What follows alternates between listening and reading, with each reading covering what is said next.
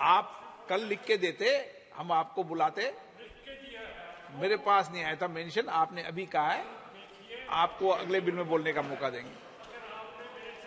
Mic चालू नहीं होता है, ये चालू है सर, ये तो ऑल्टरनेट है सर, स्टैंड बाय।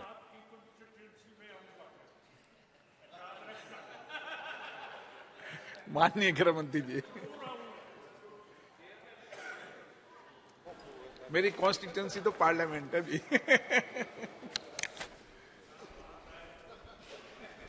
माननीय अध्यक्ष जी, आज मैं जम्मू कश्मीर पुनर्गठन संशोधन विधेयक 2023 और जम्मू कश्मीर आरक्षण संशोधन विधेयक 2023 इस पर इस सदन में जो बहस हुई है, इसका जवाब देने के लिए मैं खड़ा हुआ। मुझे एक बात का आनंद भी है और हमारी संसदीय प्रणालिका के लिए अच्छा भी है कि किसी ने इस बिल के तत्व का विरोध नहीं किया है, इस बिल के हार्द का विरोध नहीं किया। मान्यवर, लगभग 6 घंटा चर्चा चली और कांग्रेस के श्री अमर सिंह से लेकर अधीर रंजन जी तक 29 वक्ताओं ने अपने अपने तरीके से विचार व्यक्त किए, मगर बिल के उद्देश्यों के साथ बाय एंड लार्ज सभी ने सहमति व्यक्त की। ये मैं सभी का धन्यवाद करना चाहता हूं। माननीय अध्यक्ष जी, मैं जो बिल लेकर आया हूं, जो विधेयक लेकर इस महान सदन की सहमति प्राप्त करने के लिए मैं खड़ा हुआ हूं, वो बिल 70 सालों से जिन्हों को अन्याय हुआ है, जो अपमानित हुए और जिनकी अनदेखी की गई है, वो सभी लोगों को न्याय दिलाने का बिल है, उनको अधिकार दिलाने का। माननीय अध्यक्ष जी, ये बिल किसी भी समाज में जो डिप्राइव लोग होते हैं उनको आगे बढ़ाना चाहिए। ये भारतीय संविधान की मूल भावना है, परंतु उसके साथ साथ इसका सम्मान न कम हो, इस तरह से आगे बढ़ाना चाहिए। अधिकार देना और अधिकार सम्मान के साथ देना, दोनों में बड़ा फर्क है। इसलिए कमजोर और वंचित वर्ग के जगह अन्य पिछड़ा वर्ग, ये नामकरण बहुत महत्वपूर्ण है।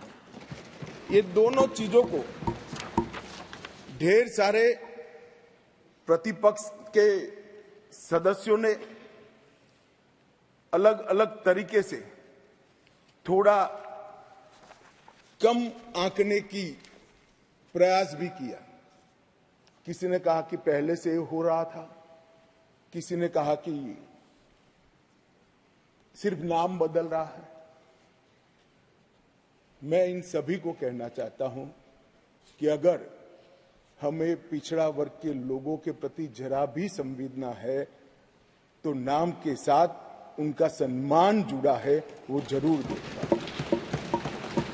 नाम के साथ सम्मान जुड़ा है, वो वही लोग देख पाते हैं जो उनका उत्कर्ष अपने भाई समझकर, अपने से पीछे रह गए भाई समझकर संवेदना के साथ उंगली पकड़कर आगे बढ़ाना चाहते हैं। वो लोग इसका नाम नहीं समझ सकते जो इसका वोट बैंक के नाते उपयोग कर कर, अच्छे लच्छेदार भाषण देकर राजनीति में वोट प्राप्त करने का जरिया और साधन समझते हैं।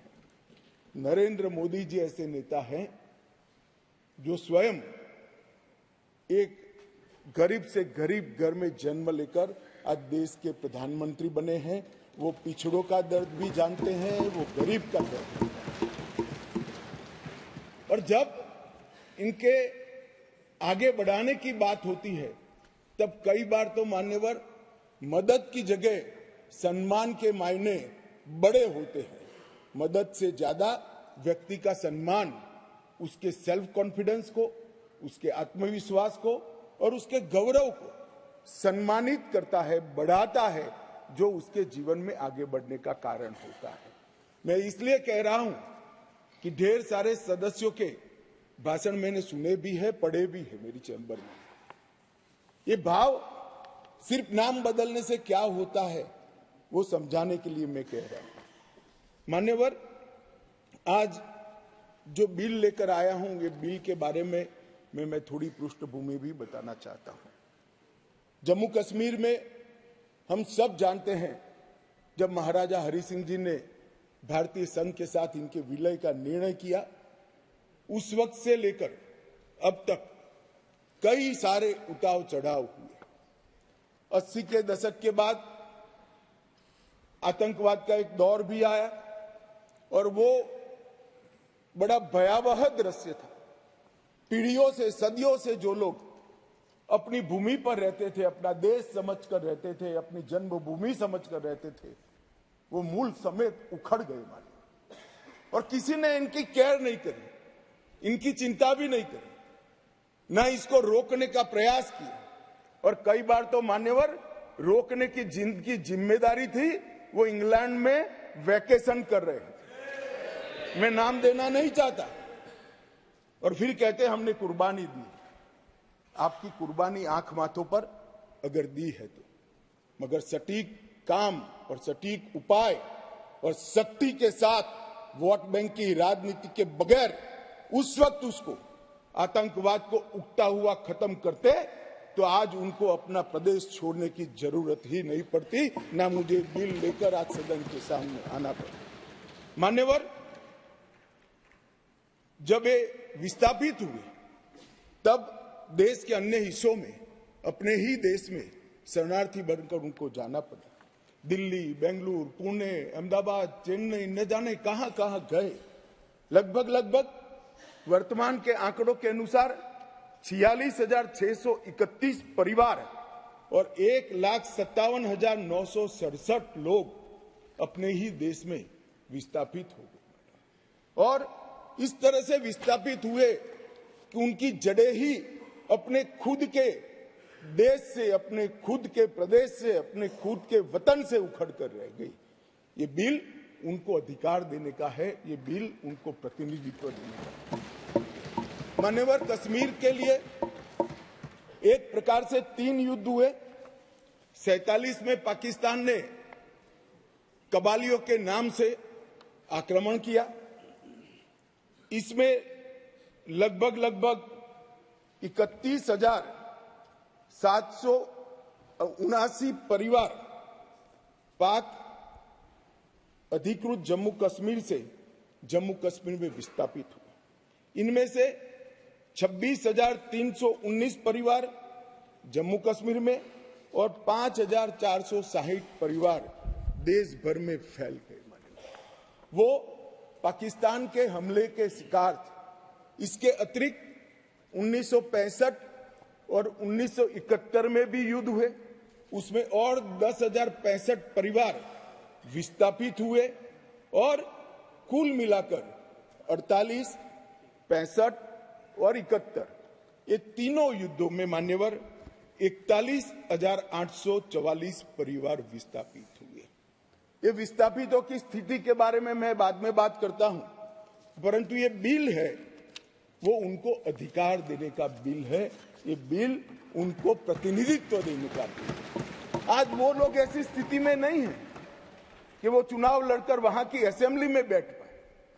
जो कहते हैं क्या हुआ धारा 370, कहां हुआ 5 और 6 अगस्त 5 और 6 अगस्त 2019 में ये हुआ कि इनकी सालों से न सुनने वाली आवाज नरेंद्र मोदी जी ने सुनी और आज उनको अधिकार मिला।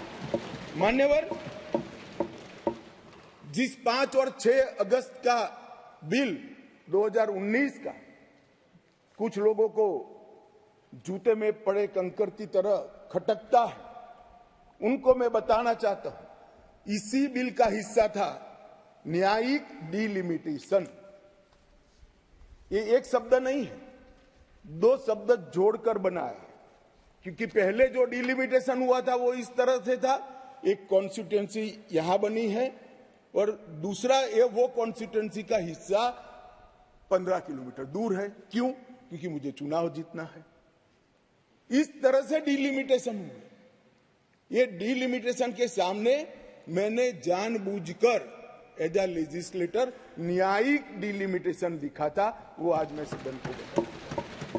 डिलिमिटेशन कमीशन, डिलिमिटेशन और डिमार्केटेड असेंबलीज, ये लोकतंत्र का मूल, जनप्रतिनिधि को चुनने की इकाई तय करने की प्रक्रिया है।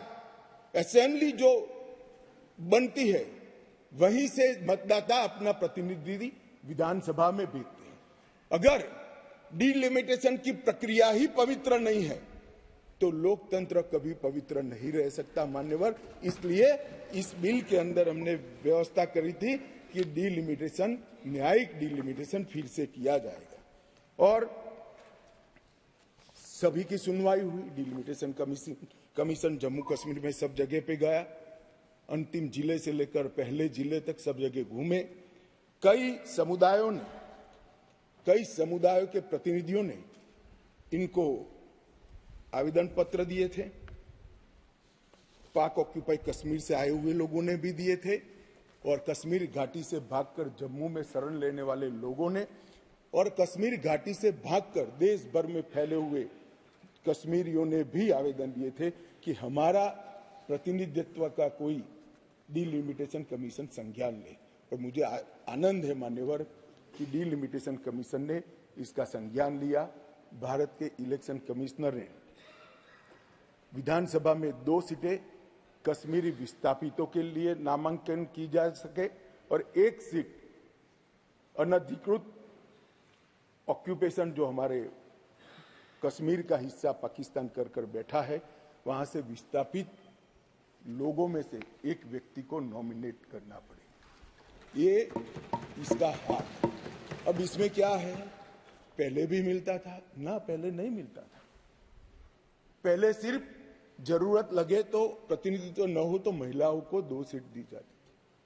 हमने 3 सीटें और अपॉइंट करने की डिलिमिटेशन कमीशन की जो सिफारिश है उसको बिल में परिवर्तन कर कानूनी जामा पहनाकर आज मैं इस महान सदन के सामने उपस्थित हुआ हूं। मान्यवर, इसमें से 2 सीटें कश्मीरी विस्थापितों के लिए होगी जो घाटी से विस्थापित हुए हैं और 1 सीट पाक ऑक्यूपाई जम्मू कश्मीर के विस्थापित व्यक्तियों के लिए नामित की जाएगी। इसमें से एक महिला होना जरूरी है।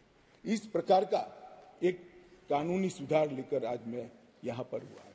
डिलिमिटेशन कमीशन के इतिहास में पहली बार 9 सीटें शेड्यूल्ड ट्राइब के लिए आरक्षित की गई हैं और एसटी के लिए 9 सीटें और अनुसूचित जाति और जनजाति के लिए 20 सीटों का आरक्षण की व्यवस्था करें।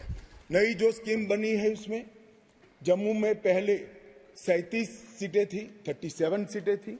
ये भी न्याय का सवाल है। जम्मू में पहले 37 सीटें थी, अब 43 हुई है, 43 हुई है।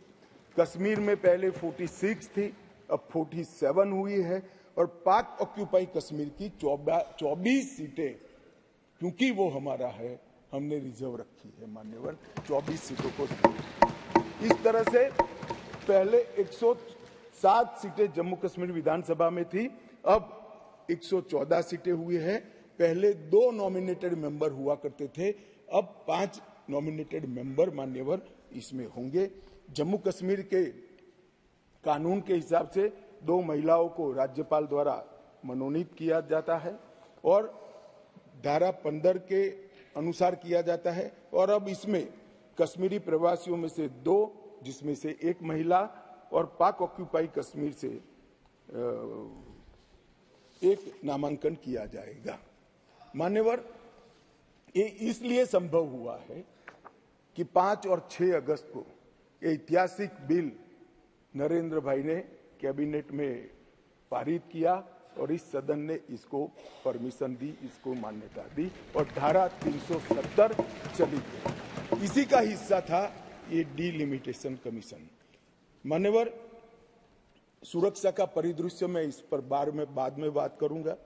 ढेर सारे सदस्यों ने इसकी चिंता भी व्यक्त की है, मैं भी चिंतित हूं, परंतु क्या हुआ है वो बताना ये मेरा फर्ज है, क्योंकि एक ओर से रिकॉर्ड पर चीजें आ गई है तो मुझे जवाब तो जरूर उसका देना पड़ेगा। और आज जो धारा 370 हटने के बाद क्या विकास हुआ, आतंकवाद तो अब भी चल रहा है, कश्मीरियत का कितना नुकसान हुआ, ये सारी चीजों के जवाब मैं बहुत डिटेल मान्यवर दूंगा। और ये दोनों जो संशोधन है वो संशोधन आने वाले दिनों में इतिहास इस सदन के इस प्रयास को और सदन के आशीर्वाद को हर कश्मीरी जो प्रताड़ित है वो याद रखेगा, हर कश्मीरी जो पिछड़ा है वो याद रखेगा कि नरेंद्र मोदी सरकार ने 70 साल से दर दर की ठोकरें खाने वाले भटकते हुए अपने ही देश के भाइयों बहनों को न्याय दिलाने के लिए उनको 2 सीटें का रिजर्वेशन दिया और अपना देश छोड़कर पाक ऑक्यूपाई कश्मीर से यहाँ शरणार्थी बने हुए लोगों को रिजर्वेशन दिया।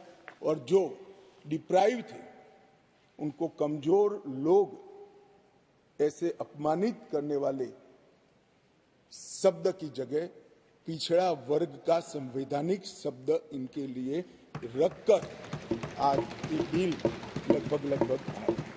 इन्होंने क्या कहा, कई सदस्यों ने पूछा कि क्या हुआ है इनके लिए, विस्थापितों के लिए क्या हुआ है, रिजर्वेशन देने से क्या होगा। रिजर्वेशन देने से उनकी आवाज कश्मीर की विधानसभा में गूंजेगी और फिर कोई ऐसी स्थिति करना जाएगा तो नहीं रोकेंगे वो, क्योंकि उनकी आवाज वहां। मान्यवर, इसके अलावे 5,675 कश्मीरी विस्थापित परिवार आज रोजगार पैकेज का फायदा उठा रहे हैं।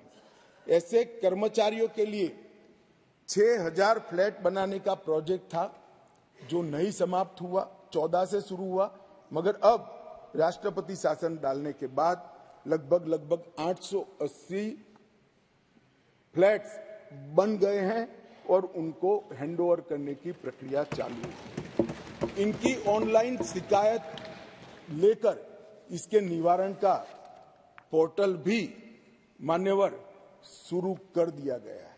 और एक बहुत महत्वपूर्ण कानून, जो लोग कहते हैं, मैं कश्मीर के जो सांसद बैठे हैं उनको विशेष रूप से कहना चाहता हूं, क्या हुआ जो कहते हैं इनको बताना चाहता हूं। मान्यवर, जब आतंकवाद चालू हुआ, निशाना बनाकर सबको भगाना शुरू हुआ, घड़ियाली आंसू बहाने वाले तो मैंने बहुत देखे, शब्दों से अच्छे तरीके से सांत्वना देने वाले मैंने बहुत नेता देखे हैं, मगर नरेंद्र मोदी एकमात्र व्यक्ति ऐसा है जिन्होंने इनके आंसू साच अर्थ में पोंछने का काम किया। मान्यवर, उनकी पीड़ा का हम कल्पना नहीं कर सकते, जो करोड़ों रुपए का प्रॉपर्टी वहां छोड़कर जान बचाने के लिए कहीं बेंगलुरु, कहीं अहमदाबाद, कहीं दिल्ली, कहीं जम्मू में जाकर कैंप में रहे हैं, अपने स्तर से बहुत नीचे जीवन जी रहे हैं। इनकी पीड़ा की कल्पना हम नहीं कर सकते बाकी के देश के हिस्से में रहकर, मगर जब वहां से भागे वो, करोड़ों रुपए की संपत्ति किसी ने कब्जा ली। कब्जा लेने के बाद कहा कि अब तुझे कुछ नहीं मिलेगा, मैं जो देता हूं वो ले लो। औने पौने दाम में करोड़ों रुपए की संपत्ति एक प्रकार से छीन ली गई और प्रशासन चुपचाप बैठा, कोई कदम नहीं उठाए। और मान्यवर, हमने इसका रास्ता ढूंढा, नया कानून बनाया और वो रिट्रोस्पेक्टिव इफेक्ट से उनको वापस देने का काम भारतीय जनता पार्टी की नरेंद्र मोदी सरकार। ये पूछते हैं क्या हुआ था वो भी बताया और अब क्या हुआ वो भी बताया। और बहुत बोले हो, धैर्य रखना सुनने का, आज जरा धैर्य रखकर सुनना। और मेरा निवेदन है, जितने बैठे कम ही बैठे हैं, चले न जाए। मान्यवर, अधिवास प्रमाण पत्र लगभग 1.6 लाख लोगों को अधिवास प्रमाण पत्र देने का काम ये भारतीय जनता पार्टी की सरकार ने। नरेंद्र मोदी जी के प्रधानमंत्री बनने के बाद प्रति व्यक्ति 3250 रुपया और अधिकतम सीमा परिवार में 13,000 रुपया कैश डॉल दिया जाता है इन लोगों को। प्रति व्यक्ति 9 किलो चावल, 2 किलो आटा और 1 किलो मासिक चीनी देने का काम हमारी सरकार करती है माननीय। और पाक ऑक्यूपाई कश्मीर से जो लोग आए थे उनको एक मुश्त 5.5 लाख रुपया एक साथ देने का काम ये नरेंद्र मोदी। जो लोग कहते थे कि क्या हुआ, आप तो मूल से ही कटे हो साहब, मूल के साथ संपर्क ही नहीं, कैसे मालूम पड़ेगा बदलाव क्या हुआ। इंग्लैंड में वैकेशन कर कर जम्मू कश्मीर के बदलाव का अनुभव नहीं कर सकते हो मान्यवर। हमने दादा बैठो, दादा बैठो। आपको नहीं कह रहा हूं दादा, बैठ जाइए। आप कहां कश्मीरी हो?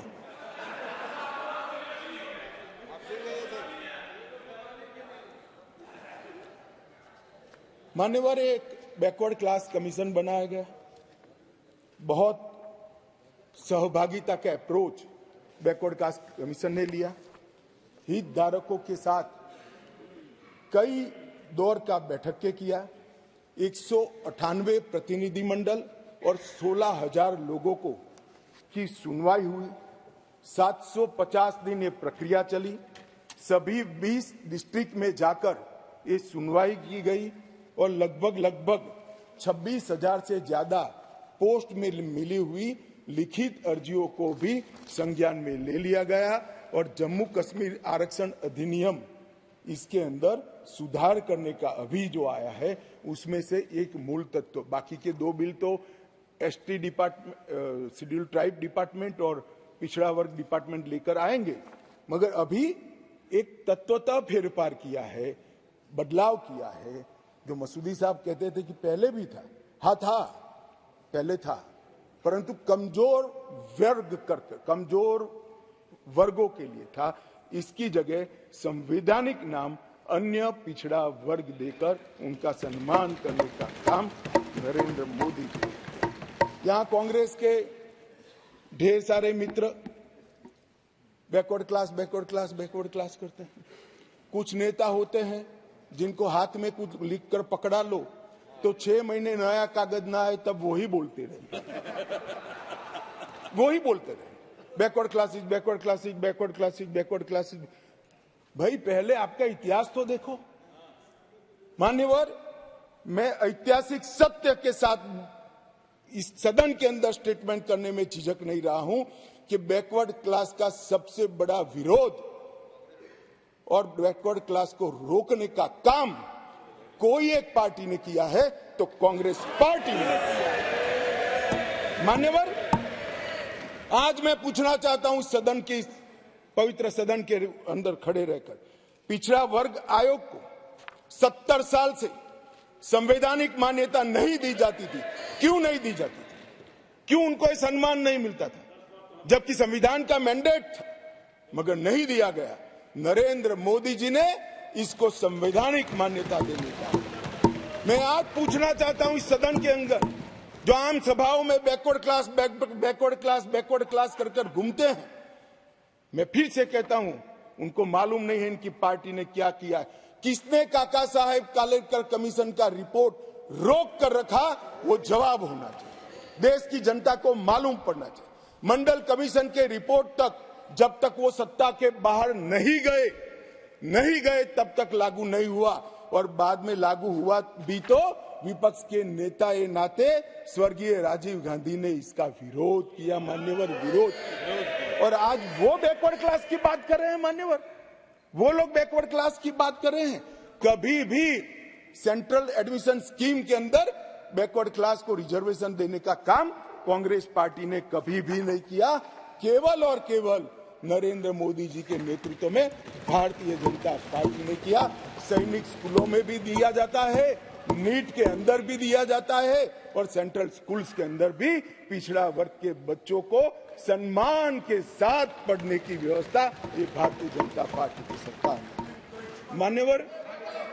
मान्यवर अब आप इनको बिठा दीजिए। मान्यवर,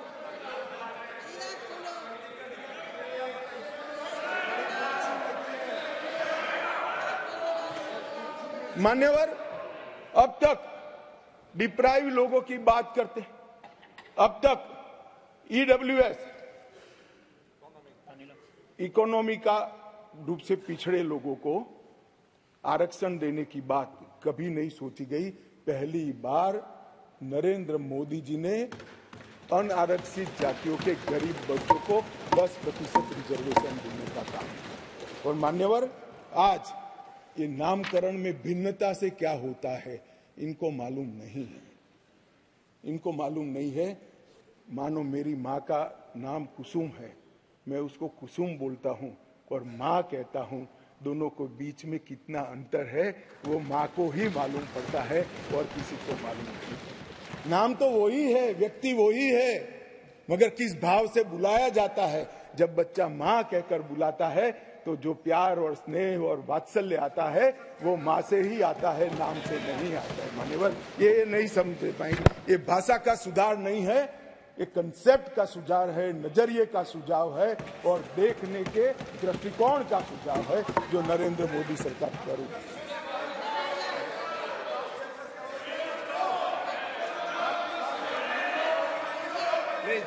प्लीज। अरे यार अधीर रंजन, मैं एक बात कहता था कि एक नेता लिखा हुआ पढ़ते ही रहते पढ़ते, तुम भी वो स्क्रिप्ट पढ़ने लगे यार। ऐसा मत करो यार।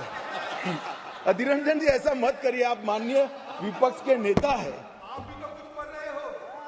मैं जरा भी पढ़। अरे आपके बारे में नहीं बोल रहे वे, माननीय अधीर रंजन जी आपके बारे में नहीं बोल रहे। प्लीज।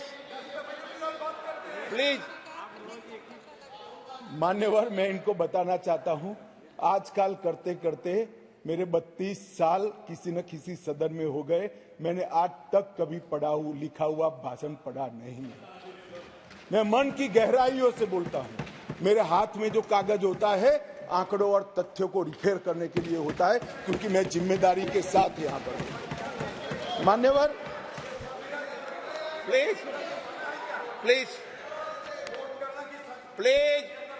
माननीय सदस्य, प्लीज।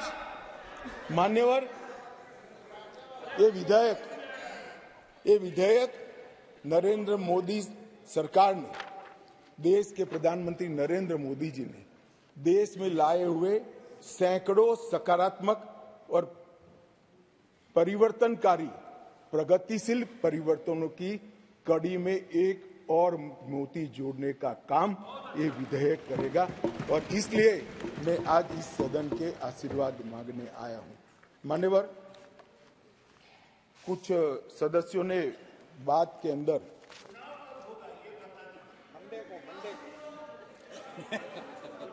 दादा धैर्य से सुनना पड़ेगा, अंत में बताऊंगा, तब तक आप टोके बगैर बैठे।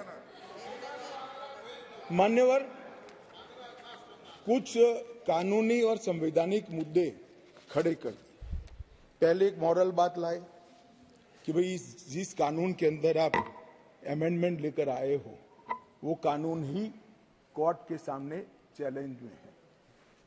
मसूदी साहब तो हाई कोर्ट के जज रहे, विद्वान न्यायाधीश रहे हैं, अधिवक्ता अच्छे ही होंगे तभी तो जज बने होंगे। मैं उनको कहना चाहता हूं, धारा 370 भी काफी साल तक चैलेंज में रही, क्यों नहीं रोका उसको? जब चैलेंज में थी तो धारा 370 को क्यों नहीं रोका गया? और आज आपको कानून की मर्यादाएं याद आ रही हैं। फिर भी मैं स्पष्टता करना चाहता हूं, आपकी ही पिटीशन है, आप पिटीशनर हो। इस पर स्टे मांगा गया था, स्टे पर बहस हुई, न्यायाधीशों ने सुनवाई कर स्टे देने से इनकार किया। स्टे देने से इनकार किया। मैं बहुत रिस्पॉन्सिबिलिटी के साथ यहां बोल रहा हूं, कोई स्टे नहीं है। कहा कि हम समाज करेंगे, एडमिट किया, जो एडमिट खुद ही होता है कि नहीं, एडमिट होने से कुछ नहीं होता, स्टे करना पड़ता है, ऑर्डर में स्टे करना पड़ता है। मान्यवर, जब तक आप तो जज रहे साहब, ऊपर वाले से तो डरिए, फारूक साहब से इतना मत डरिए। मान्यवर, पिटीशन एडमिट होने से पार्टी को डराता नहीं। फिर भी डरते हैं, बोलिए। मेरा काम डराना नहीं है, आप लोगों का काम है डराना। हम डराते नहीं। मान्यवर, और जो मान्यवर आपने कहा है उसका जवाब मैं आपके बाद दूंगा। नहीं दे सकते आप, नियमों के अनुसार नहीं दे सकते। मान्यवर, जब कोई भी पिटीशन सुप्रीम कोर्ट के सामने जाता है, अगर सुप्रीम कोर्ट उसको स्टे नहीं देता है तो तब तक यथास्थिति बनती है, और यथास्थिति ये है कि राष्ट्रपति महोदय ने इसको कानून को बनाने का काम पूर्ण कर दिया है। ये यथास्थिति है। इसके लिए मैं इसके अंदर अमेंडमेंट लेकर किसी भी समय पर आ सकता हूं। और ये जो है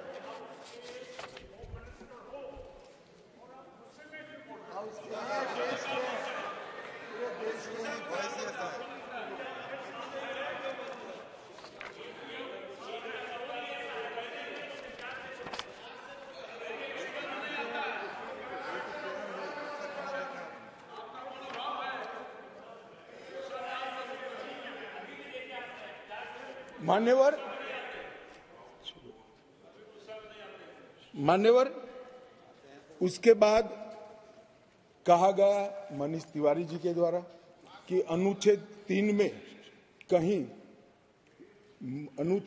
में कहीं पर भी यूटी का प्रावधान नहीं है। अब मैं मान्यवर, कोई कंफ्यूजन नहीं रहना चाहिए, बहुत बड़ी बात माननीय सदस्य ने करी है। मैं अनुच्छेद 3 इस सदन में पढ़ना चाहता हूं। नए राज्यों का निर्माण और वर्तमान राज्यों के क्षेत्रों, सीमाओं या नामों में परिवर्तन, ये अनुच्छेद का मूल चीज है। इसके अंदर आगे किसी राज्य में उसका राज्य क्षेत्र अलग करने अथवा 2 या अधिक राज्यों को या राज्यों के भागों को मिलाकर अथवा किसी राज्य क्षेत्र को किसी राज्य के भाग के साथ मिलाकर नए राज्य का निर्माण देश की संसद कर पाएगी। अब इन्होंने कहा यूटी नहीं है, यूटी का इसमें प्रोविजन नहीं है, मगर शायद उन्होंने पूरा पढ़ा नहीं या जानबूझकर आगे उन्होंने सदन को बताया नहीं। इसी के नीचे आर्टिकल 3 के नीचे ही स्पष्टीकरण है। इस अनुच्छेद के खंड क से ड में, जिसमें सारी चीजें आता है, राज्य के अंतर्गत संघ राज्य क्षेत्र समाहित है। तो वहां पर राज्य मीन्स संघ राज्य क्षेत्र अपने आप हो जाता है। तो ये इनको, मैं मनीष जी को थोड़ा स्पष्टता करना चाहता हूं कि इतना बड़ा गैरकानूनी काम कम से कम नरेंद्र मोदी सरकार नहीं कर सकती। ये कोई इंदिरा गांधी की सरकार नहीं है जो इस प्रकार के कानून लेकर आए। भाई अभी बहस नहीं हो सकती, बाद में मैं आपको सवाल, मैं बाद में आपको मौका दूंगा क्वेश्चन पूछने का, अभी बैठ जाइए। मैं बाद में आपको,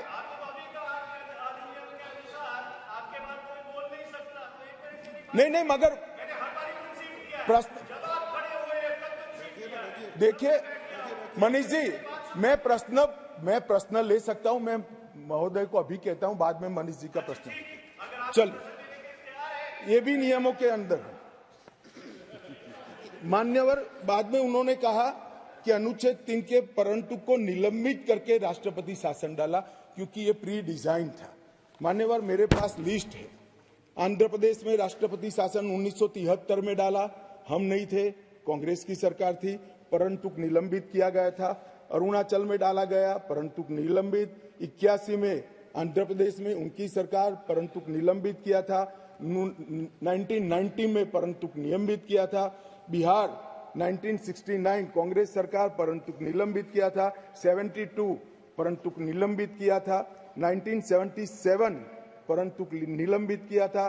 69 बिहार, फिर गोवा 1990 परंतु निलंबित था। 1990 परंतु, मेरे पास लगभग 27 राज्यों के 70 से ज्यादा है। एक में भी वो परंतु निलंबित करे बगैर राष्ट्रपति शासन नहीं डाला गया है।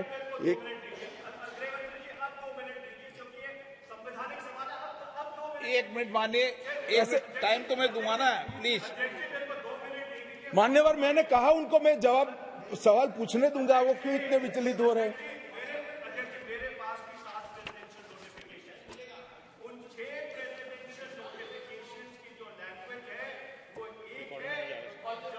के प्रेसिडेंशियल नोटिफिकेशन की लैंग्वेज अलग है। मैं आपको अभी डेमोन्स्ट्रेट कर सकता हूं। मैं अभी पढ़ के सुनाता हूं।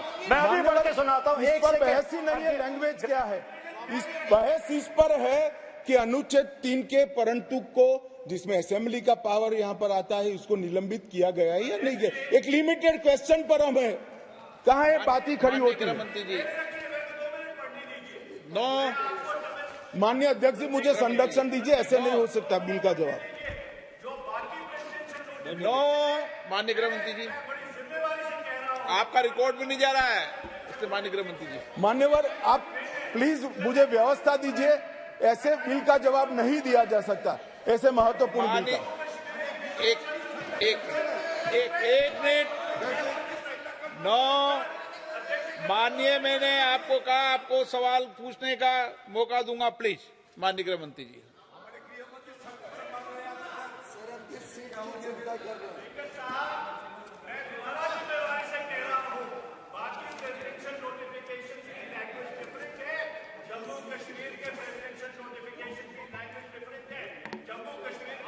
आप प्लीज नो।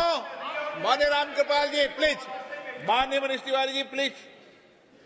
मान्यवर, ढेर सारे सदस्यों ने जम्मू कश्मीर में आतंकवाद की चिंता का जिक्र किया। वो चिंतित भी थे, अच्छी बात है, चिंता हो रही है, होनी भी चाहिए, सभी को होनी चाहिए।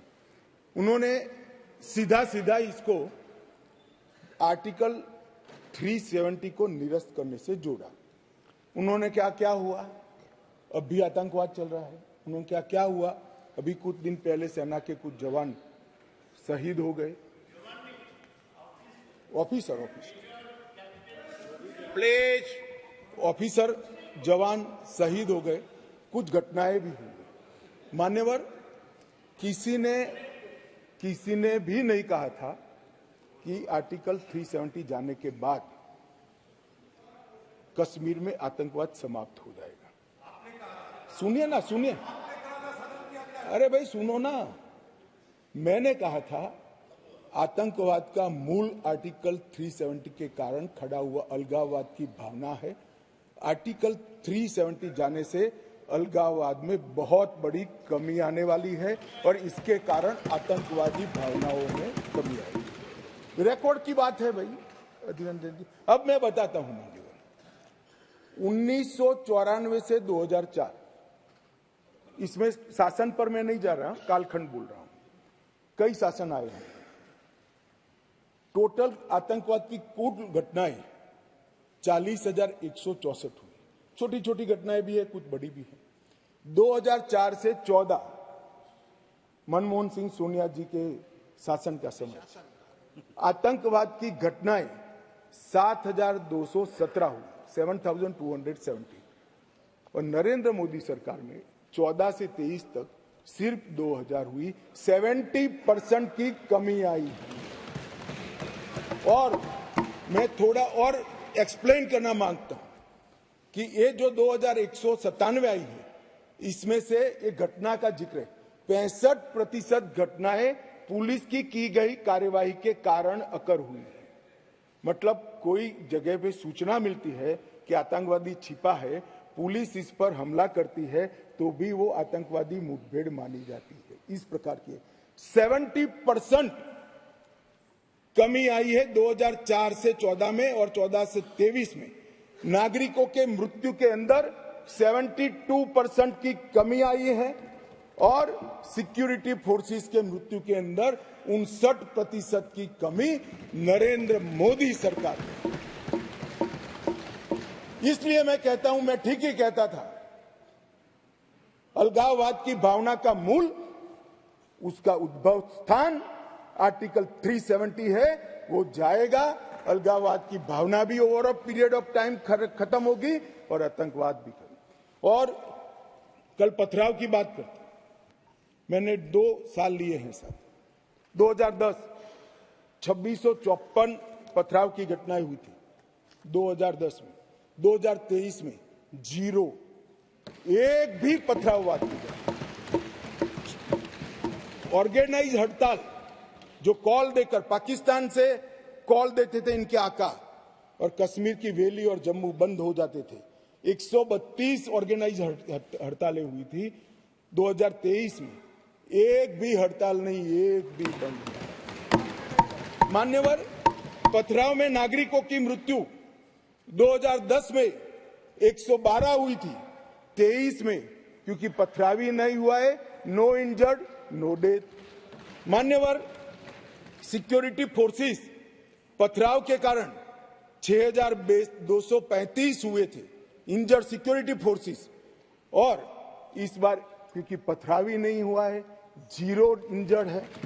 क्या बदलाव हुआ है? इनको मैं कहता हूं क्या बदलाव हुआ है। अरे इसी सदन में रहकर सारी मर्यादाएं तोड़कर अगर धारा 370 खत्म हुई तो खून की नदियां बह जाएगी कहते थे। खून की नदियां छोड़ो, कंकड़ चलाने की हिम्मत नहीं है किसी की। इस तरह की व्यवस्था भारतीय जनता पार्टी की सरकार। और मान्यवर, सीज फायर के वायोलेशन की घटना 2010 में एक साल में 70, 2023 में 2, घुसपैठ 2010 में 489, 2023 में सिर्फ 48, आतंकवादी मारे गए 112 मारे गए थे, कुल मिलाकर एवरेज निकाल दे तो 278 आतंकवादी मारे गए हमारे। मान्यवर, वापिस लौट गए, पहले 18 वापिस लौटे थे, अब 281 वापिस लौट गए। पाकिस्तान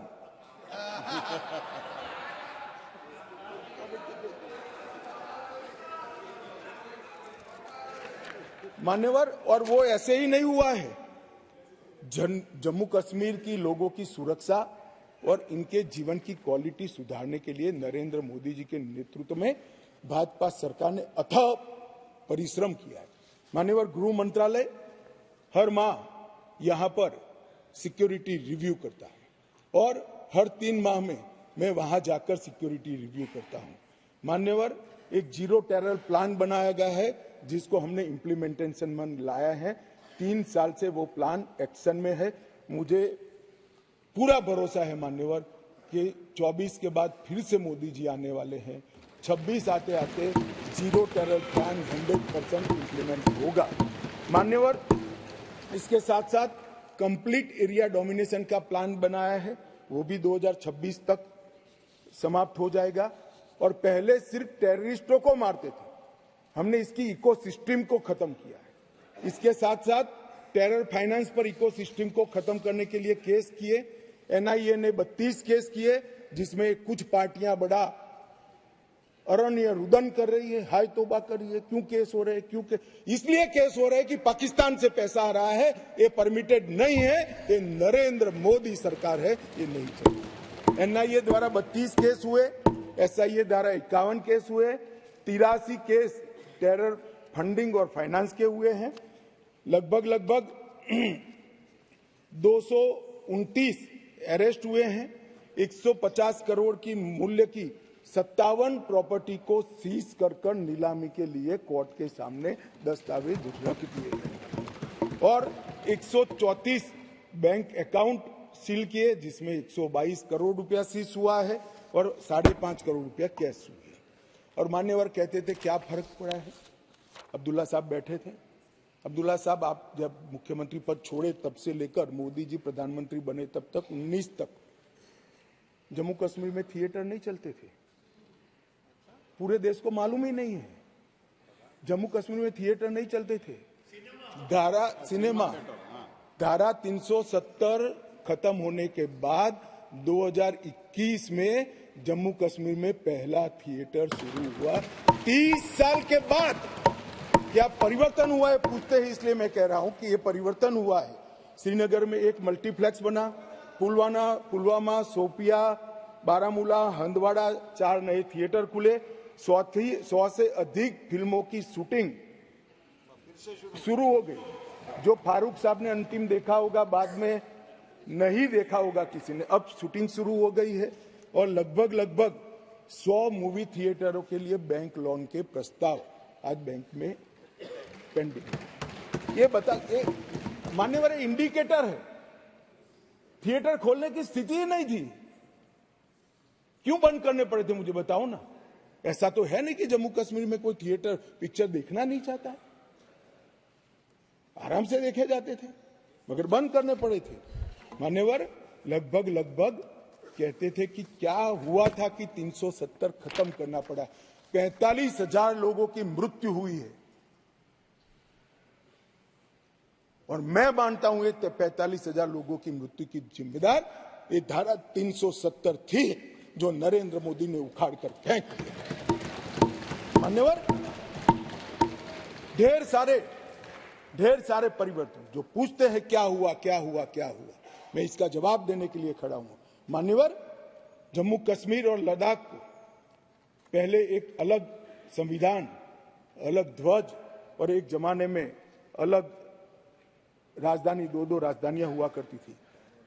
श्यामा प्रसाद मुखर्जी ने जिस उद्देश्य के लिए जान दी थी, कुछ सदस्यों ने इसको पॉलिटिकल नारा कहा। ये पॉलिटिकल नारा नहीं है, ये देश की इच्छा थी।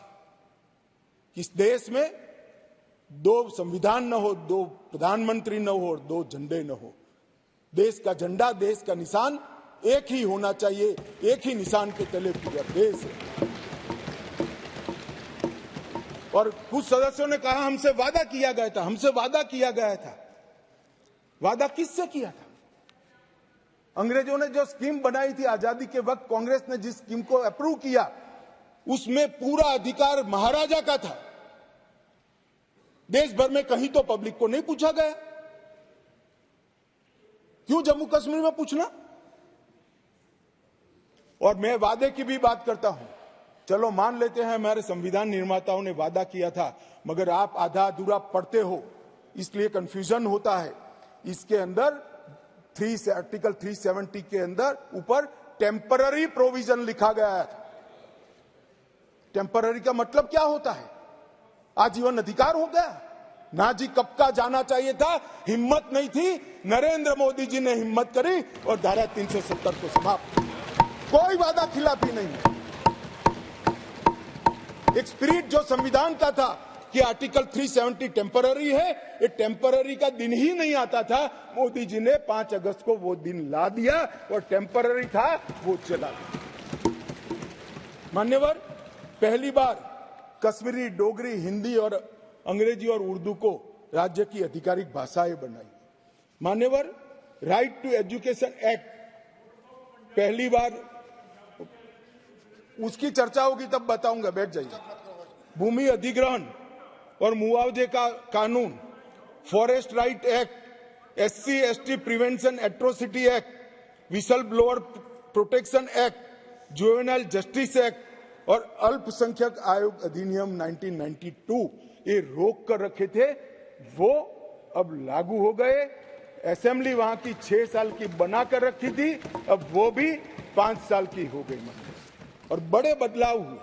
मान्यवर मैं आज कहना चाहता हूं, हम भी गए थे लाल चौक पर तिरंगा फहराने के लिए, रोक दिया था मोदी जी और हमारे उस वक्त के अध्यक्ष मुरली मनोहर जी गए और लाल चौक में तिरंगा फहराया था। मान्यवर तिरंगा फहराने के लिए जद्दोजहद करनी पड़ती थी। आज हर घर तिरंगा, घाटी का एक भी घर ऐसा नहीं था जहां पर तिरंगा न फहरा। मान्यवर ये बदलाव आज लाल चौक में सारे धर्म के त्योहारों को रंग चंग के साथ मनाया जाता है और सारे धर्म के लोग पार्टिसिपेट करते हैं। बंधारण संविधान की स्पिरिट को अब नीचे उतारा गया है। ये जो पूछते हैं क्या हुआ, मैं उनको जवाब देना चाहता हूं। मान्यवर मैं उनको जवाब देना चाहता हूं, जब आर्टिकल 370 गया उसके पहले GSDP 1 लाख करोड़ था, सिर्फ 1 लाख करोड़। आज 2,27,927 करोड़ GSDP, सिर्फ 5 साल में डबल। रोजगारी ढेर सारी बढ़ी। पहले 94 डिग्री कॉलेज थे मसूदी साहब, अब 147 हो गई। IIT, IIM और 2 एम्स सबसे पहला राज्य ऐसा है जहां 2 एम्स दिए गए, वो हमारा जम्मू कश्मीर। मेडिकल कॉलेज पहले 4 थे 70 साल में, 7 नए मेडिकल कॉलेज बनाए गए, 15 नर्सिस कॉलेज बनाए गए। मेडिकल सीट 500 थी, अब नई 800 सीटें जोड़ने का काम आर्टिकल 370 जाने के बाद हुआ है। 367 पीजी की सीटें थी, उसमें नई 97 सीटें जोड़ने का काम नरेंद्र मोदी सरकार ने किया है। और लगभग मिड डे मील 6 लाख लोगों को मिलता था, अब 9,13,000 लोगों को मान्यवर मिड डे मील मिलता है। प्रधानमंत्री ग्राम सड़क योजना की एवरेज 158 किलोमीटर थी, अब 8,068 किलोमीटर प्रति साल हो गई। क्या हुआ है जो पूछते हैं, इनको मैं बताता हूं। मैं देता हूं जवाब।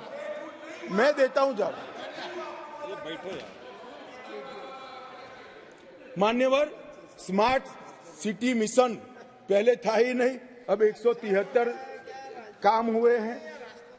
प्रधानमंत्री आवास योजना में 70 साल में 24,000 घर दिए गए थे, ये 5 साल में 1,45,000 लोगों को घर देने का काम नरेंद्र मोदी सरकार।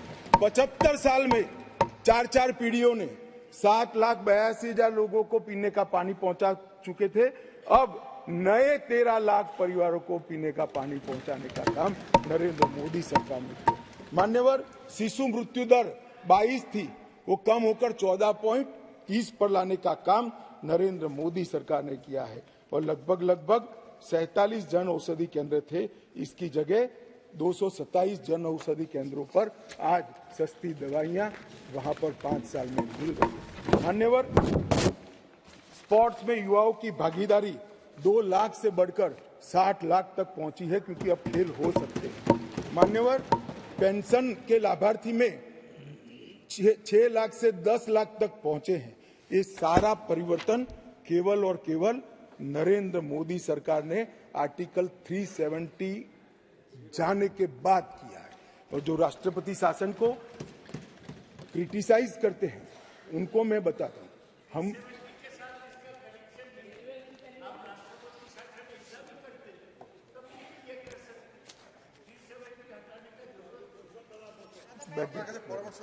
दादा, आप कई बार बंगाल में पहुंच जाते हुए यहाँ बैठे हुए। 370 के कारण आतंकवाद घटा है, आतंकवाद जाने के कारण, कम होने के कारण वहां अच्छा वातावरण हुआ है, इसी के कारण ये सब डेवलपमेंट हुआ है। वरना IIM न होता, ना एम्स होता, कुछ न होता। आप नहीं समझ पाओगे। जब हमारा सरकार बंगाल में आएगा, वातावरण सुधरेगा और विकास होगा, तब मालूम पड़ेगा कि क्या परिवर्तन है।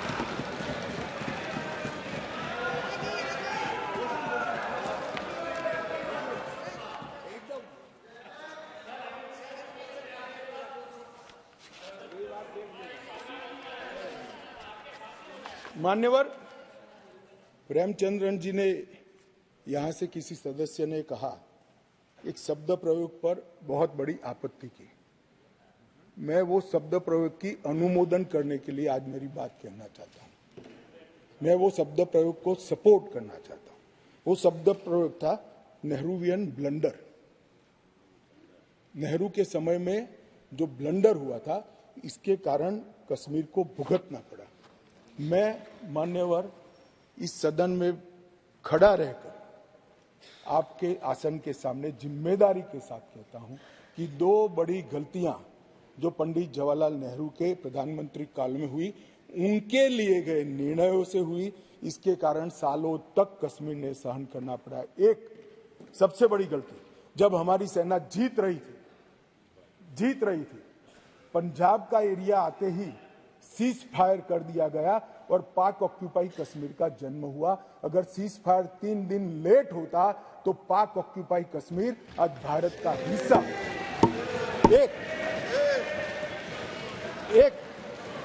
ये चर्चा में करेंगे उस दिन, बैठ जाओ।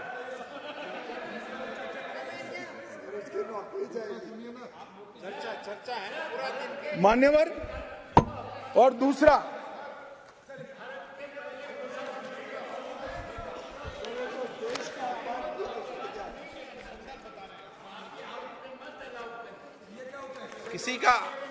किसी का अपमान नहीं करे, संदर्भ बता रहे हो तो। हिस्टोरिकल फैक्ट है, बैठो। बैठ जाइए। उस समय हमारी देश में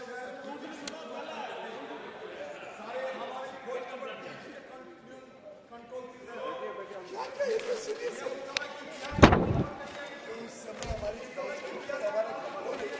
नहीं तो आपको कैसे मालूम हुआ इस वक्त का?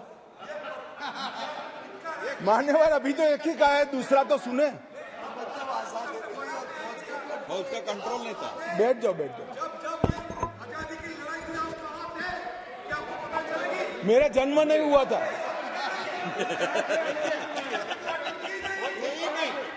मान्यवर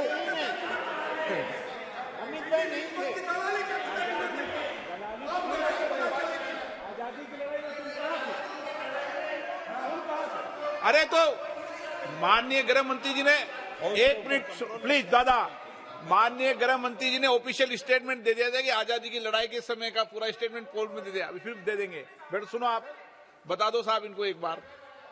दूसरी गलती, दूसरा संदर्भ और कर दें आप। गलती नहीं, संदर्भ, सॉरी। मान्यवर एक ही गलती बताने से इतना तिल मिला गया है। नहीं, मैंने हटा दिया। मैं तो सिर्फ नहीं, ऐसा नहीं है।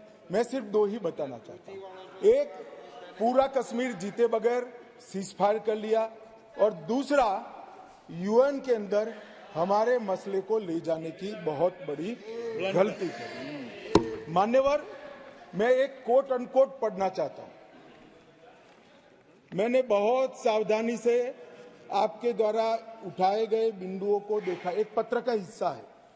मैंने बहुत सावधानी से आपके द्वारा उठाए गए बिंदुओं को देखा है, लेकिन मुझे डर है कि मेरे विचार आपके नहीं, सॉरी,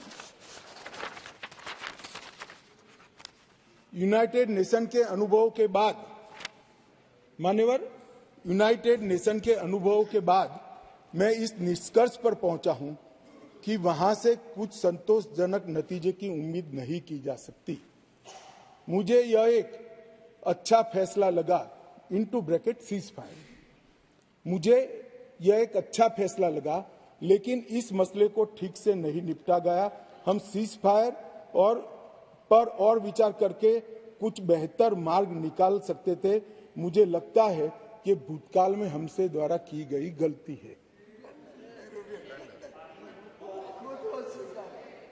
इसमें आपत्ति है? नहीं कर सकते, स्वयं जवाहरलाल नेहरू ने कहा है।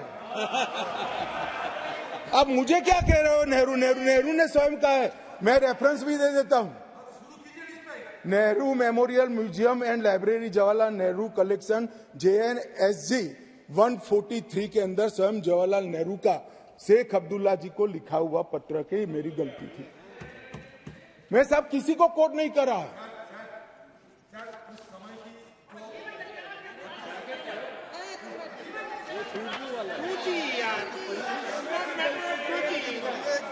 कम्युनिकेशन का मसला नहीं है।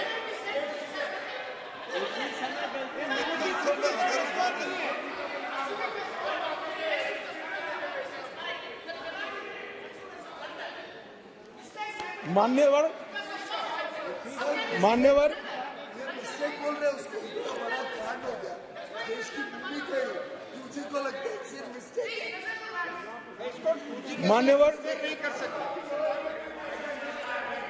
मान्यवर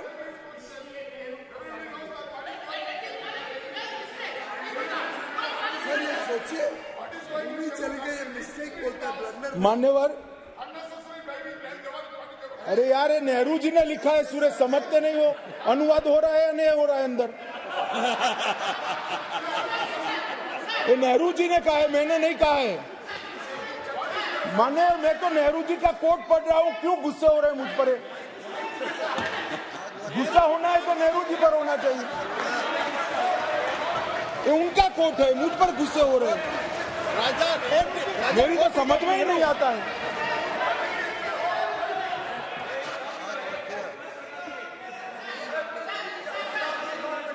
मान्यवर, ये खामखा मुझ पर गुस्से हो रहे हैं। मैंने जो पढ़ा है वो नेहरू जी ने स्वयं शेख अब्दुल्ला जी को लिखा हुआ है, और गुस्से होना है तो जवाहरलाल नेहरू जी पर उनको होना चाहिए।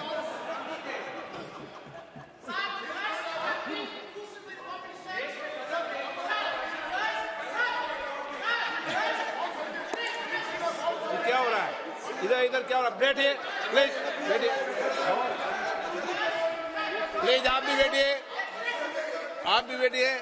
आप भी बैठिए माननीय गृह मंत्री जी। एक सप्ताह झगड़ा निपट ले, ये राजा बोलेगा या गोगोई बोलेगा, ये कौन सा जी बोलेगा वो निपट ले, फिर उनको अनुमति देना।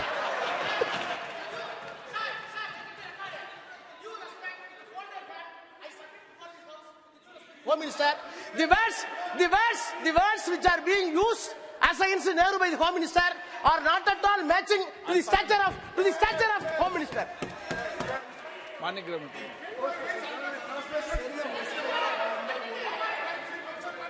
ओके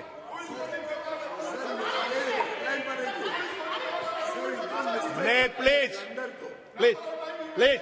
बैठे प्लीज। पीछे से सीनियर मेंबर कह रहे हैं आपको प्लीज बैठ जाइए।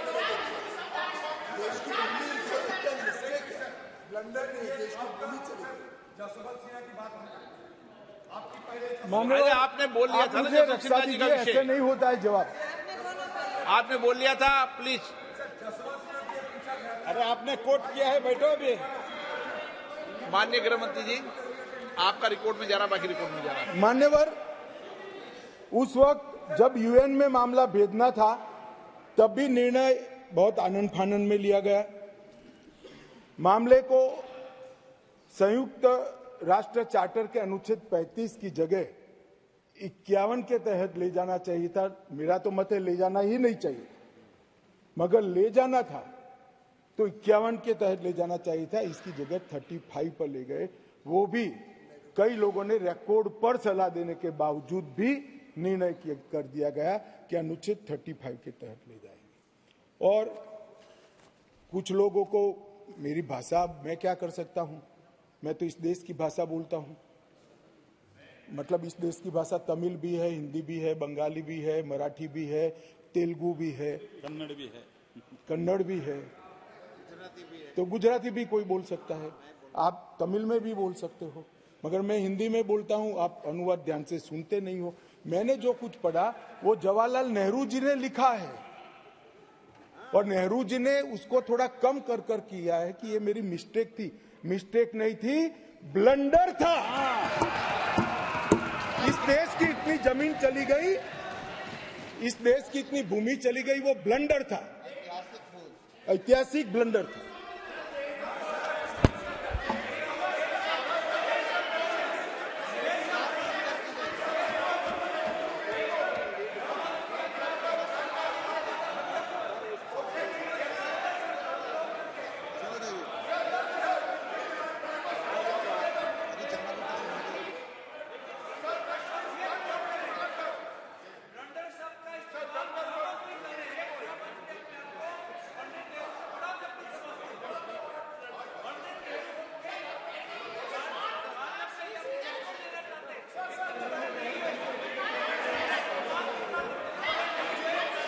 मान्यवर, माननीय सदस्य, ये शब्दों की व्याख्या को समझो प्लीज।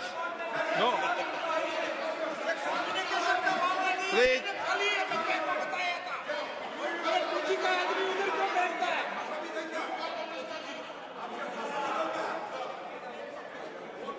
मान्यवर,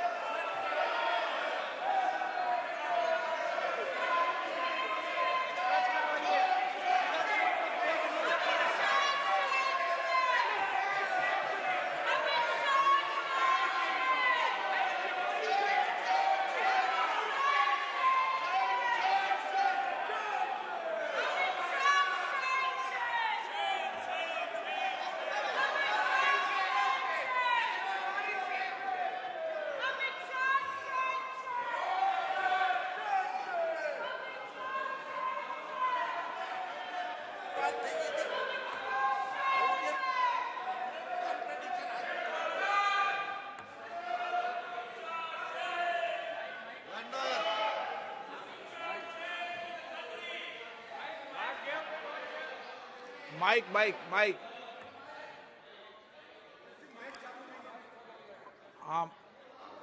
आप बोलिए। और एक क्षेत्र में ब्लंडर का शब्द का प्रयोग किया गया है, वो भी जवाहरलाल नेहरू जी के क्षेत्र में, वो है हिमालयन ब्लंडर। इसके बारे में भी गृह मंत्री जी थोड़ी बात बोल सकते हैं। ब्लंडर से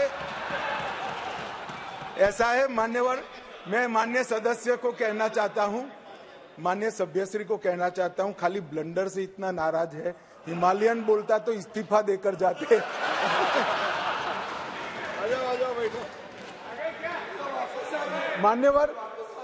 मान्यवर मुझे अभी एक हमारी ट्रेजरी बेंच में बैठे हुए सदस्य ने कहा, मेरे साथी मंत्री ने कहा कि अमित भाई उन्होंने सुबह बताया था आपको कि ये चले जाएंगे, आप पहले से कहते थे।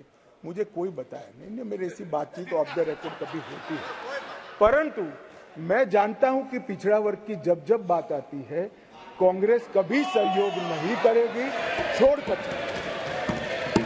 इसलिए मुझे यहां तक विश्वास था कि पिछड़ा वर्ग को सम्मान देने की बात में कांग्रेस वोट दे ही नहीं सकती, देने की ना उनको परमिशन है, ना उनको मैंडेट है, ना उनको इच्छा है, इसलिए वो चलेगी। माननीय प्रधानमंत्री जी ने 2014 में 80,000 करोड़ की लागत से 63 परियोजना, जो अब तक 70 साल तक कश्मीर को इग्नोर किया गया और समग्रता से कश्मीर के विकास के लिए बिजली, इंफ्रास्ट्रक्चर के प्रोजेक्ट, इरिगेशन, एजुकेशन, मेडिकल सुविधाएं, ये सभी चीजों को समाहित करती हुई 63 परियोजना 80,000 करोड़ की लागत से बनाई। इसमें लगभग 9 परियोजनाएं 21,000 करोड़ की लद्दाख की थी, जो अब अलग यूटी में चली गई, परंतु जम्मू कश्मीर की बात करें तो 32 परियोजनाएं 58,477 करोड़ की लगभग पूरी हो गई है और 58,000 करोड़ में से 45,800 करोड़ रुपए का व्यय समाप्त। ये मैं बताता हूं, ये कह रहे कि क्या हुआ है, इसके लिए मैं कुछ योजनाओं का नाम भी जरूर पढ़ना चाहूंगा। 5,000 मेगावाट के लक्ष्य रखकर 4,287 करोड़ की 642 मेगावाट की कीरू हाइड्रो परियोजना, क्वार हाइड्रो परियोजना 540 मेगावाट 5,000 करोड़, रतले हाइड्रो परियोजना 5,200 करोड़ 850 मेगावाट, 8,112 करोड़ की 1,000 मेगावाट की सोपाक दल दूल हाइड्रो परियोजना, सावलकोट हाइड्रो परियोजना 1,856 मेगावाट की 2,300 करोड़ की और शाहपुर कंडी बांध सिंचाई और बिजली परियोजना 2,793 करोड़ की। सिर्फ जल विद्युत के अंदर इतना सारा पैसा ये 10 साल के अंदर इन्वेस्ट हुआ है और पहली बार सौर ऊर्जा 1,600 मेगावाट की प्राप्त करने के लिए भी प्रोजेक्ट वहां पर डाला गया है। 38 ग्रिड स्टेशनों का निर्माण हुआ, 467 किलोमीटर नई ट्रांसमिशन की लाइनें बिछाई गई, 266 उप स्टेशनों को बनाया गया और 11,000 सर्किट किलोमीटर की एचटी और लोड एलटी लाइनों को बिछाने का काम नरेंद्र मोदी सरकार ने किया है। सिंचाई का जहां तक सवाल है, 62 करोड़ की रावी नहर योजना पूरी कर ली गई, 45 करोड़ का टसर चलन 3 त्राल सिंचाई योजना का पूरा किया गया। झेलम और सहायक नदियों के बाढ़ प्रबंधन के लिए 399 करोड़ के तीसरे चरण का काम पूरा हो गया, 1632 करोड़ का दूसरे चरण का काम चल रहा है और चरण 1 का काम पूरा होकर 31,800 क्यूसेक से बढ़कर 41,000 क्यूसेक की परिवहन की क्षमता आज परिवहन कर रही है। शाहपुर कंडी बांध परियोजना भी पूरी हो गई है। जम्मू प्रांत की प्रमुख नहरों से 3 पीढ़ियों से गाद नहीं निकाली गई थी, 59 दिन में ही राष्ट्रपति शासन लगने के बाद गाद निकालने का काम 70 साल के बाद पूरा हुआ है। रेल नेटवर्क का विस्तार हुआ है। 3,127 करोड़ रुपए की अनुमानित लागत से 8.45 करोड़ की लंबी द्वीन ट्यूब काजीकुंड बनिहाल सुरंग का निर्माण हो गया है और लगभग 8,000 किलोमीटर नए रोड ग्रामीण सड़क योजना के बना है।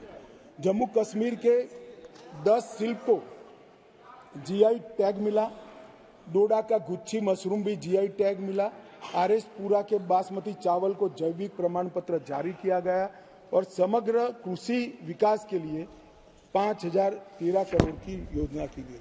पूरे देश में सिर्फ गरीब व्यक्तियों को 5 लाख तक का स्वास्थ्य का पूरा खर्चा सरकार उठाती है साहब, पूरे देश में सिर्फ गरीबों का उठाती है। जम्मू कश्मीर में सभी व्यक्तियों का 5 लाख तक का पूरा खर्चा आज सरकार उठाती है। हमने बहुत रुजुता के साथ, बहुत संवेदनशीलता के साथ जम्मू कश्मीर को संभालने का कहा है। जो लोग कह रहे थे क्या हुआ, भारतीय जनता पार्टी का शासन आने के बाद अंतिम पर्यटक 14 लाख थे, अब 2022-23 में 2 करोड़ पर्यटकों ने जम्मू कश्मीर का, और जून 23 तक 1 करोड़ समाप्त हो गया है। मुझे विश्वास है कि 2 करोड़ का भाजपा सरकार, नरेंद्र मोदी सरकार का रिकॉर्ड नरेंद्र मोदी सरकार ही समाप्त हो। इस दिसंबर में रिकॉर्ड किया।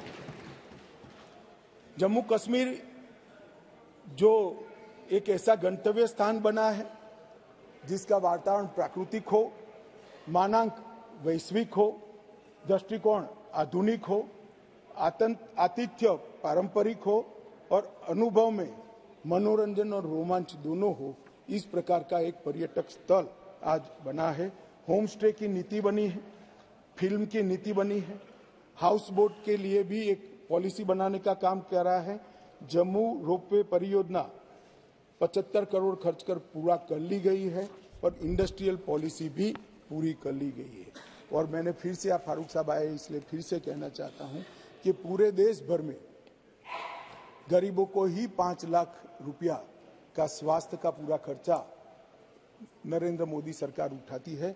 जम्मू कश्मीर में सभी लोगों का 5 लाख।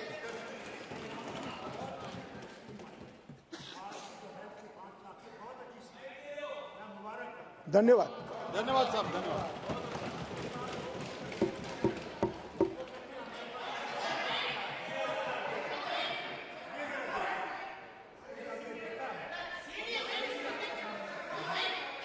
अरे राजा एक टेली कम्युनिकेशन का नहीं है यार, कश्मीर का है, काहे को खड़े हो जाते हैं।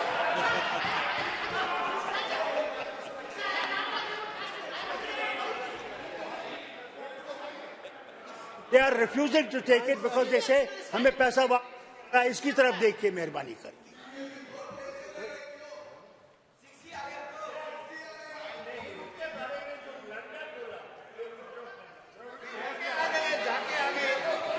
मान्यवर बैठिए दादा। आपके जाने के बाद एक माननीय सदस्य खड़े हुए, उन्होंने कहा इसके लिए ब्लंडर नहीं, हिमालयन ब्लंडर भी शब्द प्रयोग किया गया। मान्यवर, अंत में मैं जो बिल लेकर आया हूं, अंत में मैं जो बिल लेकर आया हूं वो सालों से जो वंचित थे, अधिकारों से वंचित थे, अपना देश, अपना प्रदेश, अपना घर, अपनी भूमि, अपनी जायदाद छोड़कर अपने ही देश में निराश्रित हो गए, ऐसे लोगों को अधिकार लेने का बिल है। जिनका देश ही छूट गया, ऐसे लोगों को अधिकार लेने का बिल है। और जो वर्षों से सम्मान से वंचित थे, ऐसे पिछड़ा वर्ग के लोगों को संवैधानिक शब्द अन्य पिछड़ा वर्ग से सम्मानित करने का ये बिल है। मैं अतः सदन से निवेदन करना चाहता हूं कि मेरी पार्टी का आप जरूर विरोध करिए, प्रधानमंत्री जी की नीतियों का भी करिए, मेरा व्यक्तिगत तौर पर भी करिए, मगर बिल का उद्देश्य बहुत पवित्र है। कम से कम पिछड़ा वर्ग के लोग और हमारे विस्थापित हैं, उनकी ओर देखते हुए आप समर्थन करिए और इसको सर्वानुमत से पास करिए।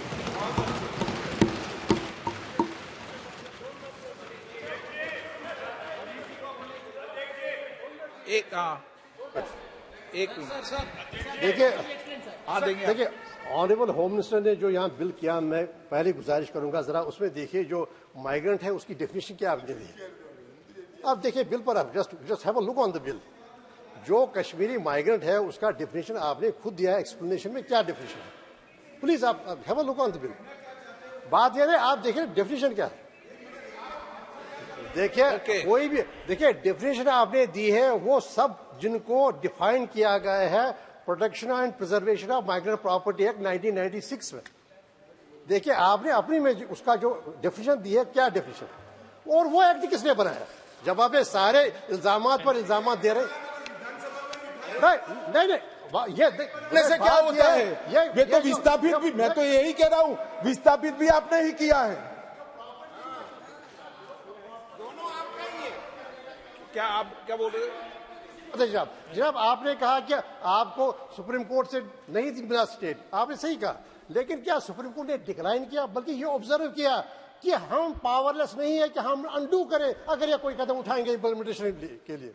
तीसरी बात, यह सुप्रीम कोर्ट ने ये नहीं कहा कि डिक्लाइन किया, अब 2 मिनट कीजिए ना, आपने डिक्लाइन नहीं किया, रिफ्यूज नहीं किया। दूसरी बात, तो जनाब आपने कहा टेम्पररी की बात, मनीष तिवारी जी, नो सबको नहीं।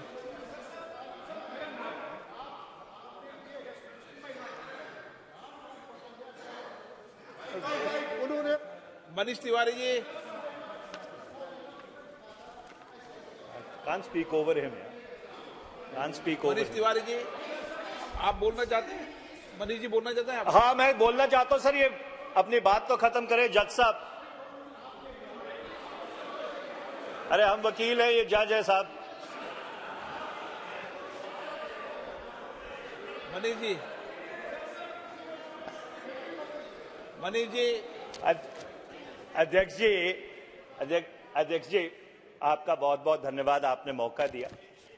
कल जब मैंने ये बात कही कि 5-6 अगस्त 2019 को जो इस सदन में हुआ उसकी न्यू दिसंबर 2018 में रखी गई थी, तो माननीय गृह मंत्री जी ने उस पर आपत्ति उठाई। मैं जो प्रेसिडेंशियल प्रोक्लेमेशन की स्टैंडर्ड लैंग्वेज है वो पढ़ के सुनाना चाहता हूं, और जो जम्मू और कश्मीर की प्रेसिडेंशियल प्रोक्लेमेशन थी उसकी जो भाषा है वो पढ़ के सुनाना चाहता हूं। सिर्फ 2 मिनट लगेगा। जो स्टैंडर्ड प्रेसिडेंशियल प्रोक्लेमेशन है, और मुझे साथ की कॉपी मेरे पास मौजूद है, उसमें धारा 3 को लेकर स्टैंडर्ड लैंग्वेज है, so much of the proviso to Article 3 as relates to the reference by the President to the legislature of the states। 89 से लेके 2019 तक हर प्रेसिडेंशियल प्रोक्लेमेशन में इसी भाषा का प्रयोग किया गया है। जम्मू कश्मीर की जो प्रेसिडेंशियल प्रोक्लेमेशन है उसमें उसको कैसे प्रयोग किया गया? So much of the first proviso of Article 3 of the Constitution as relates to the reference by the President to the legislature of the state, और इसको ध्यान से सुनिएगा गृह मंत्री जी, and the second proviso of that article। ये second proviso क्या है? ये second proviso ये है, जब धारा 3 में आप किसी भी स्टेट को रीऑर्गेनाइज करते हैं तो बगैर उसकी असेंबली को कॉन्फिडेंस में लिए आप वो रीऑर्गेनाइजेशन नहीं कर सकते। और इसीलिए मैं कह रहा हूं, जो आपने 5-6 अगस्त 2019 को किया उसकी न्यू आपने दिसंबर 2018 में रखी थी। एक बात। दूसरा, जब आपने कॉन्स्टिट्यूशनल ऑर्डर 272 निकाला और 367(4) उसमें प्रावधान किया और कहा कि लेजिस्लेटिव असेंबली का मतलब भारत की संसद है, आप ये भूल गए जब आपने पार्लियामेंट को जम्मू कश्मीर की असेंबली में तब्दील किया तो जम्मू कश्मीर संविधान की धारा 147 है, which says that no bill can be entertained in the legislative assembly which changes the constitutional arrangements between Jammu and Kashmir and the Union of India। Okay। दूसरी बात मैं ये कहना चाहता हूं, ठीक है, हो आपने गया। नहीं, एक मिनट अध्यक्ष जी, आपने धारा 3 पढ़ी संविधान की। नो फिर भी आपके पास अधिकार नहीं है to convert a state into